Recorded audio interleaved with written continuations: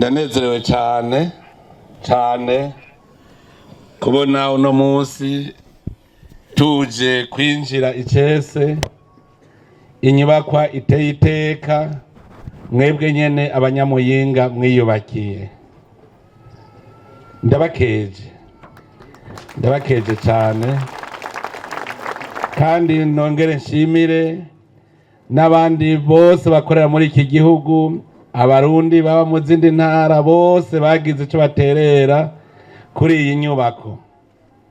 Iki ni ikimenyetso kandi ni icibutso gikomeye cyane, ni icibutso kikaba n'ikimenyetso kuko turabonye ko turi kumwe twese bishoboka. Nashimye ingene iyi nyubakwa mwaciye muyita izina iteka nyene, koko iteka, kuyiteka. Umugabo yubahirwa ahataha. Nashimye abarundi bava mu ntara zindi baje kubaka, naco ni ikimenyetso kitwibutsa ubuzima bw'abarundi ba kera.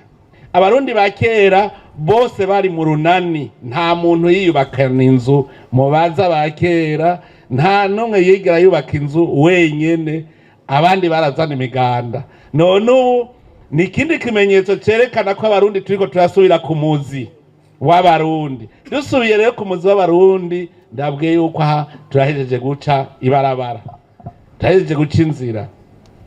Kubona umuntu atavuka muri iyi ntara avuga ati ngiye kubaka intara yindi, tukaza twese twubakiranira. Iki ni ikimenyetso kitabesha ko abarundi twamaze gufata umurongo, twamaze gufata inzira y'iterambere. Aha iyi nyubako mwubatse ngaho Muyinga ni naho nyene ikindi kimenyetso cy'iyi ntara. Iyi ntara ndabibabwiye muze mumpinyuze, iyi ntara niyo izoba umushinge w'iterambere ry'intara ya Buhumuza. Aha mu ntara ya Muyinga imbona kazoza rya 2040 mu myaka itarenga 10 muzosanga mwaramaze kuhashika. Ubu n'umunyamuyinga muto yarabonye ko afise uruhara ku iterambere. Iyo tuvuga imbona kazoza, abantu nk'ubu bibonera ayo mabarabara ntibabona muhiri wawe. Ubu nkaka n'akarorero ko mushoboye, umwe wese acavuga ati mbe wanje naho imbona kazoza yanje umuryango niyihe, muce muja ku kivi.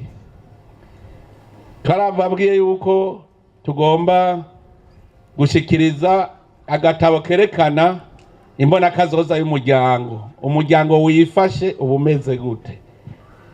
Umwe wese acatangura iwe, wamaze gushika acabandanya gushika havuga ati ndateye imbere. Ndabwira igihe muzovugira umwe wese azovuga ko ateye imbere, ni igihe azoba afise umwidegemvyo mu bijanye n'ubutunzi.